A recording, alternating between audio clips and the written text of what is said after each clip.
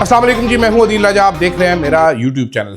साल का आखिरी दिन है, तो आखिरी दिन पे हम अब अलविदा अलविदा के नारे तो नहीं लगा सकते। ये साल मेरे लिए अच्छा भी था, बुरा भी था।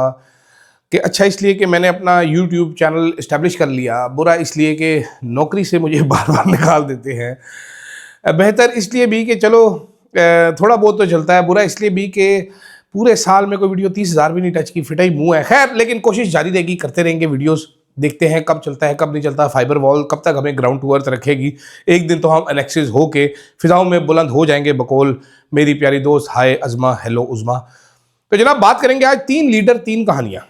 ये कौन से लीडर हैं जो मैंने सेलेक्ट किया और क्या क्या कहानी इनकी है। ब्रीफ छोटी सी कहानी है। साथ फिर 12 मर्द 12 औरतें 4 मर्द और ठंडा पानी, ये हमारी रियासत की तस्वीर है। उसके अलावा बात करेंगे जनाब के नवाज शरीफ को कौन सा जर्नैल कोने में चुपके से बुलाकर गालियां निकाला करता था, और फैज़ हमीद साहब ने इनकार कर दिया जनाब कि मैंने इमरान खान के ख़िलाफ़ गवाही नहीं देनी। ये क्या कहानी है, इस पर भी कोशिश करते हैं, ज़रा कोई समझें, कोई बात करने की कोशिश करें जनाब कि क्या कहानी है। सबसे पहले तो जनाब, पाकिस्तान में अगर आप लीडर उठाएं, बड़े लीडर तो 3 बन जाते हैं टोटल। एक जुल्फ़िकार अली भुट्टो, एक नवाज शरीफ और तीसरा फिर आ जाता है इमरान खान। अब इन तीनों की एक ही जैसी कहानी है। कहानी क्या है? कहानी ये है कि जुल्फ़िकार अली भुट्टो साहब जो हैं उनकी इस्टेब्लिशमेंट से हो गई लड़ाई। कहानी ये है कि नवाज शरीफ साहब की भी इस्टेब्लिशमेंट से हो गई लड़ाई, बल्कि लड़ाइयाँ। कहानी ये है कि इमरान खान इस्टेब्लिशमेंट से लड़ पड़ा। यहाँ पर आके ज़रा ज़बान मुख्तलिफ हुई थी, क्यों आगे चल के समझाता हूँ। भुट्टो साहब की जब लड़ाई हुई तो भुट्टो साहब जनाब उन्होंने स्टैंड लिया, उन्होंने कहा मैंने इस ज़ियाउल हक के सामने नहीं झुकना। तो मंकी जनरल उसको वो पहले कहा करते थे, लेकिन वो बदमानस जनरल निकले। तो फिर बाद में भुट्टो साहब ये कहा करते थे कि ये मुझे नहीं छोड़ेंगे चाहे मैं कुछ भी कर लूँ। ठीक है। उसके बाद आई बारी नवाज शरीफ की। नवाज शरीफ साहब की बार बार मुख्तलिफ जर्नैलों से लड़ाइयाँ हुई और सही हुई। नवाज शरीफ साहब समझते थे मुल्क चलाने का हक मेरा है, लेकिन जर्नैल कहते हैं भाई मुल्क तो हम चलाते हैं, तू कौन है इधर टकले। तो फिर नवाज शरीफ साहब की जब लड़ाई होती थी, नवाज शरीफ साहब कहते थे खुदा के लिए मुझे छोड़ दो, और वो छुट के बाहर चले जाते थे। बाहर जाके फिर इन जर्नैलों को गालियाँ निकालते थे और फिर वापस आ जाते थे। तीसरा बंदा है इमरान खान। अब ये एक अजीब व गरीब किस्म का शख्स है।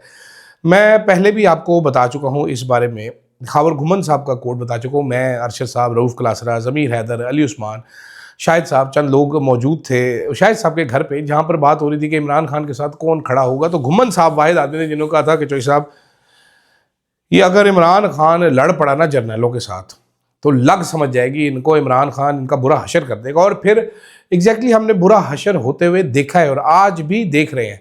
ये वाहिद लीडर आया है जनाब, ये पता है क्या कहता है बैठ के, ये इस टाइम पे इमरान खान को 66 साल की कुल मिला के सजा दी गई। 73 साल उनकी उम्र है, तो 66 साल की उनको सजा सुनाई जा चुकी है। 1-1.5 महीने से आइसोलेशन में है, एक कमरे में बंद है, बाहर नहीं निकलने देते। प्रोपेगेंडे का एक तूफान चल रहा है बाहर 3 साल से इमरान खान के खिलाफ। इमरान खान को कुछ पता नहीं अंदर क्या हो रहा है, लेकिन बाहर तबाहियां मची पड़ी कि पता नहीं क्या क्या हो चुका है। इमरान खान एक ही बात करता है, वो कहता है मैं इन्हें नहीं छोड़ूंगा। ठीक है। वो आज भी जेल से बैठ के इन सारे जर्नैलों को डरा रहा है, और ये डर भी रहे हैं। मजे की बात यह है, और ये हुकूमत वाले मानते भी हैं कि हम डर रहे हैं। ठीक है। इस्टेब्लिशमेंट वालों का, बहुत से तजियाकारों का ख्याल है, मेरा नहीं है, बहुत से तजियाकारों का ख्याल है कि खौफ इमरान है जो ये सब कुछ करने पे मजबूर कर रहा है, वरना कोई इतना बेवकूफ़ कैसे हो सकता है कि इतने रिप्रेसिव स्टेप्स लेता चला जाए, बार बार लेता चला जाए। इससे मुल्क ठीक कहाँ होते, इससे मुल्क ख़राब हुआ करते हैं। तो 3 लीडर, ये मुझे नहीं छोड़ेंगे, प्लीज़ मुझे छोड़ दो और मैं इनको नहीं छोड़ूंगा। ये पाकिस्तान की है कुल कहानी। इस लीडर के साथ क्या हो रहा है ये भी बड़ी इंटरेस्टिंग बात है। कल रात के मनाजर आप देखिए, मैंने देखिए, अफसोसनाक तरीन, कल बहुत ठंड थी वैसे बाय द वे। यूँ तो हम कमांडो किस्म के आदमी, हमें ज़्यादा ठंडे नहीं लगती, आपको पता ही है, हम तो पत्थर के बने हुए आदमी हैं। लेकिन कल रात को बड़ी ठंड थी। कल रात को मेरा ख्याल है मैं 11:30-12 बजे छत पे गया तोते देखने के लिए, तो उधर भी काफ़ी ठंड महसूस हुई मुझे तोतों की, लेकिन मैं उस पर कुछ ज़्यादा कर नहीं सकता था कि अब ठंड तो हो चुकी थी, तो मैं ज़्यादा की कराऊँ उन्होंने, गर्म किमें कराऊँ उन्होंने मजीद, तो हीटर शीटर में लगाना नहीं चाहता था। खैर मैं फिर डी ट्रैक हो गया। तो इस ठंड में रात को 2 बजे इमरान खान की बहनें, पीछे 4 मर्द खड़े, वो विजुअल आप ज़रूर देखिएगा, मैं कोशिश करता हूँ मैं डाल दूँ साथ इधर, वो चलाने वाला वो विजुअल ऑफ द ईयर है। उन पे पानी डाल रहे हैं, वो शड़प पानी सट रहे हैं। हमारे पंजाब पुलिस के दलेर जवान, बेहतरीन किस्म के जवान, अपनी ड्यूटी के जज्बे से सरशार ये जवानों ने 4 मर्दों को और 12 बूढ़ी खवातीन को रात को 30 दिसंबर की रात को 2 बजे माइनस टेम्परेचर में ठंडा पानी जिसमें टीयर गैस ऐड होती है वो डाला इनके ऊपर कि चलो हराम खोरो, तुम लोग जाते नहीं अपने भाई से मिलोगे, इधर आओ। फिर उनको गाड़ियों में बिठाया और उनको वीराने में घुमाते रहे गीले कपड़ों में, फिर वीराने में छोड़ के चले गए। ये है हमारी Punjab police, best police of the year का अवार्ड इनको मिलना चाहिए। ये हमारी रियासत का ज़हनी बांझपन है। बैठी हुई है, बैठे रहे तो सुबह तक बैठेंगी, थक के चूर हो जाएंगी, बिल्कुल बुरे हालात हो जाएंगे उनके, ठीक है। उनको ठंड लगेगी, बुखार चढ़ जाएगा, अगली बार कोई आएगा ही नहीं। एवं पानी मारते रहते हो, एवं लाठी चार्ज करी जा रहे, एवं लगे हुए हैं पागलों की तरह।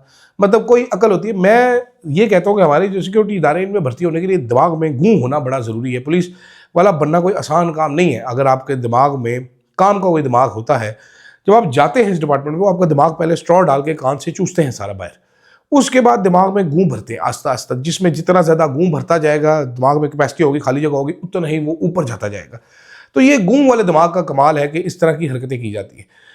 अफसोसनाक बात यह है कि वहाँ पर रात को मैंने पाकिस्तान के टॉप के वकील, चोटी के वकील, करोड़ों रुपया जो फीस लेता है, सलमान अकरम राजा, उसको सड़कों पर चादर लिए, टोपी पहने बैठे देखा, मज़ाहमत की तस्वीर बने देखा। उसके अलावा पार्टी का सेक्रेटरी, जनरल सेक्रेटरी, इतलात, ये वो लटरम पटरम इमरान खान के तुफैलिए, वो खंबे जिन पे कुत्ता टांग उठा के पेशाब ना करे, इमरान खान की बदौलत जो MNA MPA बन गई, कोई एक बेशर्म आदमी वहाँ पर नहीं पहुंचा। ये कैसा कमाल है?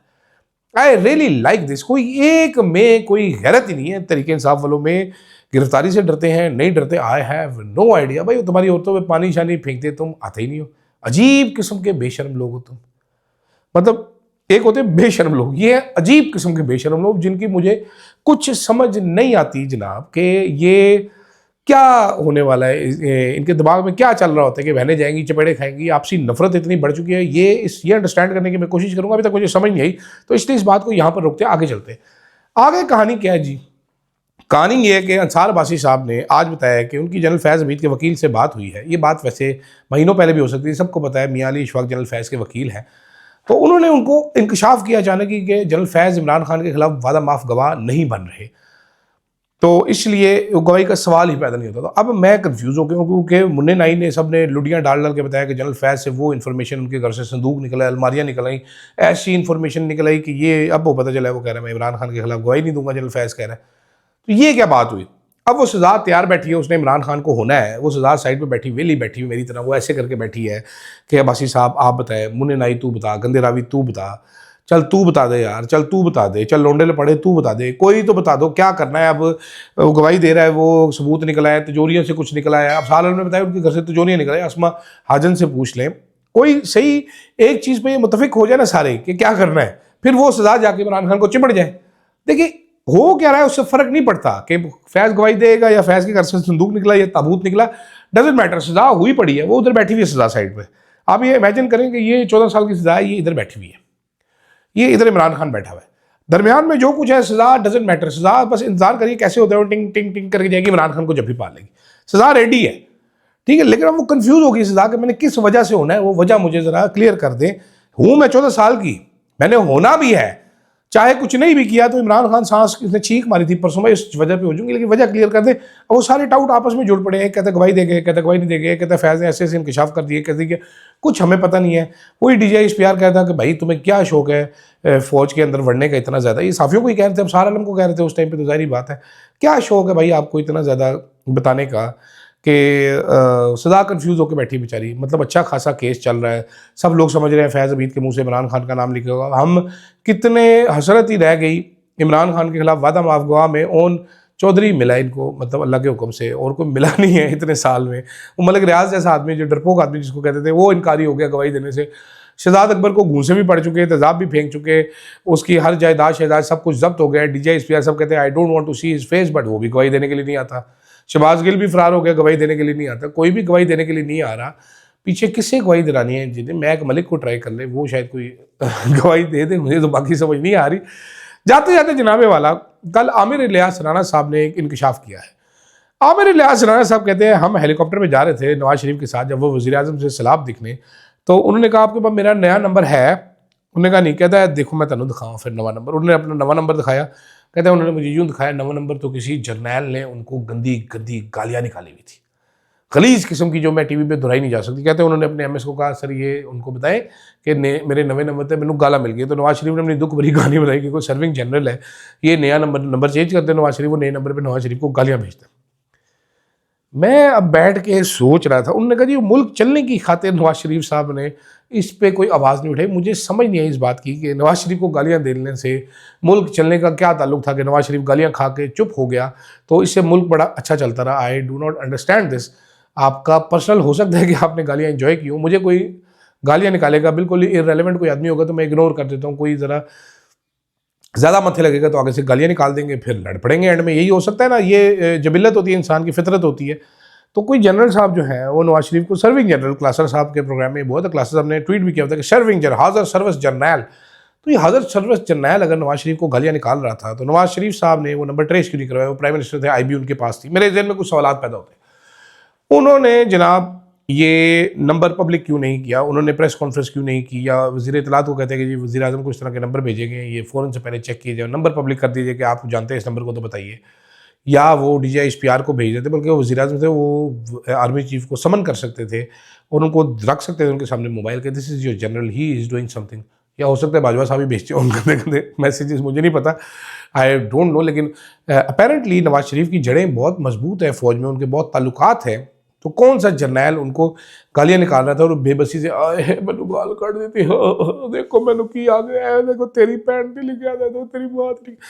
समझ नहीं, मुझे लॉजिक इसकी समझ नहीं है कि एक जर्नैल पागल था, वो क्यों नवाज शरीफ को इस किस्म की गालियाँ निकालता होगा वेला बैठ के। मतलब उसको जेल में क्या आती होगी कि नवाज शरीफ को गालियाँ लिख के भेजता होगा। ये सोचें ना आप ज़रा कि जनाब वाला, मैं एक मुल्क का बड़ा आदमी हूँ, चीफ एग्जीक्यूटिव हूँ, मैं आपकी नौकरी खा सकता हूँ आइन के मुताबिक, मैं आपको नौकरी से निकाल सकता हूँ आइन के मुताबिक। आप कोई आर्मी चीफ नहीं है, आप कोई जर्नैल हैं, और आपके जहन में क्या आएगी कि आप मुझसे उठ के पंगा लें बिला वजह और मुझे गालियाँ लिख के भेजना शुरू करते हैं। मतलब इतनी देर में तो नवाज शरीफ साहब ये सारा कुछ पब्लिक करके उस जर्नैल को डिसमिस कर सकते थे ना, जितनी देर में फौज आपकी इन्फॉर्मेशन रोकने की भी कोशिश करती है। अगर वो कोशिश भी करते एक्शन की तो मेरे जहन में तो ये आ रहा है। तो क्या वजह होगी नवाज शरीफ साहब बैठ के गालियाँ खाते रहे? ये दुख भरी कहानी मुझे पता नहीं। आमिर इलियास राणा बड़े बाखबर साफ़ी हैं। पिछली बार DGISPR को उन्होंने टीवी चैनल एंकर्स की शिकायत भी लगाई कि सर ये देखिए ये आपके खिलाफ प्रोपेगेंडे करते हैं, मीसने किस्म के। DGISPR ने कहा हाँ जी मैं तुम्हारी इज्जत रख रहा सी। वो बड़े समझदार थे DGISPR। आमिर इलियास राणा साहब भी बड़े समझदार थे, दोनों ने मीसनी किस्म की गुफ्तगू की, मैंने सुनी सारी। तो हो सकता है क्रेडिबल इन्फॉर्मेशन हो, लेकिन ये क्या लॉजिक नहीं है इसकी, मुझे कोई लॉजिक नहीं समझ आ रही। नवाज शरीफ को गाला पईयां तो MS साहब ब्रिगेडियर है जो हैं जी जरनैल ताड़ा मैनू गाला कर रहे हैं, उन्होंने कहा जी सर जी सर। आपको यकीन करने का दिल करता है स्टोरी को तो ज़रूर कीजिएगा, मुझे फीडबैक अपना दीजिएगा कि आपके ख्याल में क्या कहानी हो सकती है और क्यों ये कहानी हो सकती है, इतनी दुख भरी कहानी। इतना दुख है इस कहानी में, मेरे आंसू निकलते रुके हुए अभी तक, वरना थोड़ी देर में निकल जाने हैं। मैं आपको ये बताना चाहता हूँ। मुझे दीजिएगा इजाज़त जनाब, अल्लाह हाफ़िज़।